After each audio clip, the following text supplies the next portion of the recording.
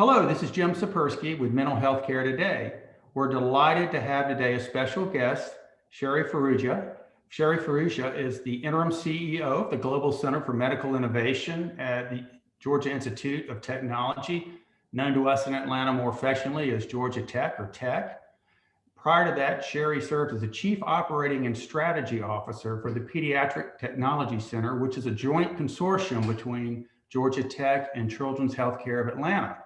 Sherry is a board member of the International Society for Pediatric Innovation, which is a global consortium of over 50 children's hospitals around the globe, affectionately known to those involved as I-SPY. She's also an advisory board member for Health Connect South in the Atlanta Ronald McDonald House. She is a three-time recipient of the Georgia Bio Award and Woman in Technology of the Year for the state of Georgia in 2018. A friend, a colleague, and a thought leader in healthcare innovation. Welcome, Sherry.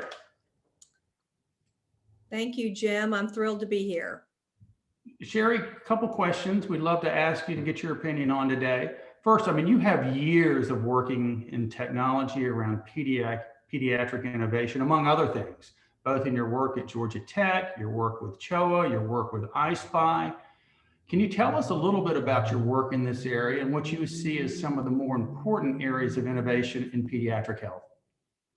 Well, Jim, I think that what's really important is that we solve clinicians' problems, and we solve those problems so that we can ultimately have child impact. So I wouldn't necessarily point to one innovation or another. I would just say that with the lack of funding in pediatrics, that it is so very important that we work together as engineers and clinicians to solve problems. We want to share, we want to be open. The work that we do, we want to ensure makes it not only to our bedside for our children in Atlanta, but for all children across the globe. Interesting point about funding. With the advent of the pandemic, is there more attention being paid to that? Do you see possibilities for increase in that? Because it strikes me that's an area of great concern around our country, if not the globe.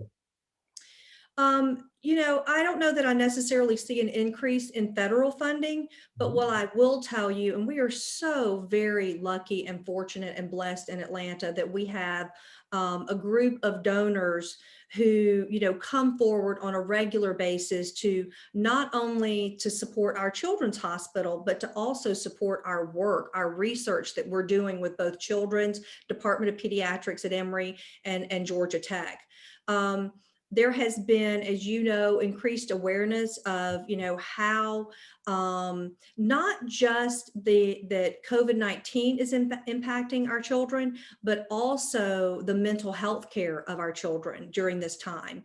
And so I am seeing increased not only awareness, but increased visibility, and also donors coming forward saying, this is really important to us. How can we be involved, and how can we ensure that we are reacting early, identifying and reacting early to the needs of our children as it relates to mental health care?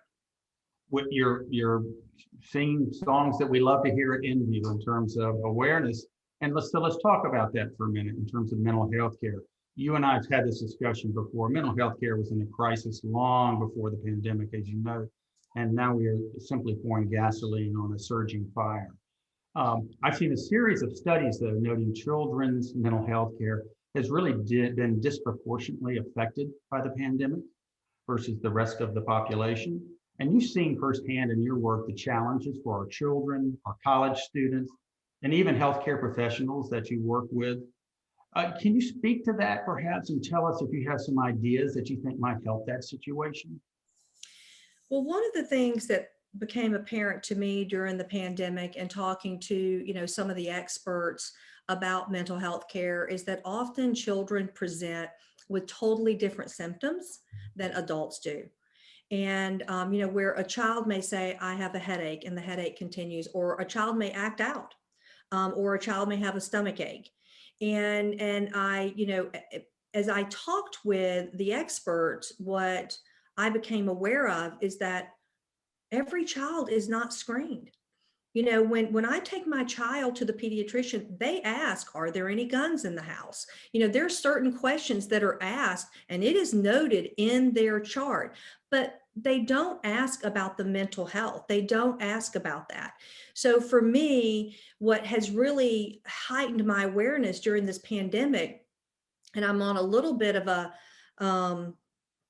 I guess I'm a little bit of a soapbox here, is that, I really want to do everything that I can to increase awareness so that every child is screened, so that we can catch whatever the issues are early on. When I hear about children in elementary school and children in middle school having severe depression and suicidal tendencies that are a result of isolation, it breaks my heart. And it's often not caught until we're very far down the path. No, that's so true. I think the last time I saw a statistic, the time between a disorder manifesting itself in a child and actually being treated is close to a decade in our country. And my thought was, if you're a 6-year-old child who's having suicidal thoughts at that age, and it does happen, and it's 15 or 16 before you're actually treated, I'm not sure much good can happen in between them. Yeah, and Jim, the other thing that I learned is that, one of the other questions that our pediatrician always asks us, how, to our little Amelia, is, how are your grades? And if their grades are good, life is good. Well, that's not necessarily true. You can be a top student and still be struggling. And I don't, I'm not an expert, so I don't know what questions need to be asked, but I do know that there needs to be questions asked that can help us identify and intervene early. Wonderful. Thank you. Another question, changing topics a little bit, and this is more to your work at GCMI. I hear, and it's floating around, it's in every analyst report you read, we're talking about digital health, we're talking about virtual digital health. I mean, you see all kinds of things in your work at GCMI. What do those terms really mean to you? And, how do you think those terms or derivatives of or meanings of will impact our healthcare system going forward? So I'm old school. My background is health IT. So, digital health is really, in my humble opinion, is just a fancy, terminology for health information technology. We call it digital health now. And mainly because it is more integrated. We are seeing, more integration, more interoperability in health records. We're also seeing, more telehealth. We're seeing, more ability to capture information in the home that will then, send an alert to a physician or a psychologist if there is a need to intervene. I think that digital health is we have only just cracked the surface. There will be, I really believe that there will be, a time when you walk in your house and, and there will be sensors that will actually be able to tell us what our blood pressure is, if we have a fever, if we're stressed. I mean, our watches already do some of that, right? I'll get, hey, take a few seconds and breathe. Right. So we're already seeing that. And for that information to flow back to, to the clinician is going to be very powerful for early intervention, whether we're talking about, mental health care, physical health care, really a holistic approach to how we take care of ourselves.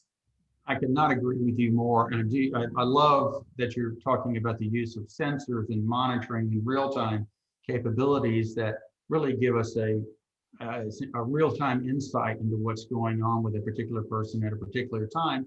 And maybe that creates something actionable we can actually do something about. So wonderful. But this is the big global question I have to ask you now is, what do you see as the biggest challenge today we face today as a country, let's keep it on that scale, in pediatric healthcare? For me, I mean, other than the mental health care of our children really becoming a priority, so that we're not looking at addressing this 10 or 20 years down the road when it has escalated to the point of sometimes, unfortunately, no return. So that is one, is the mental health care of our children.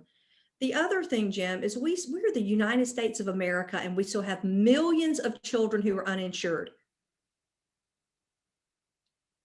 it literally leaves me speechless.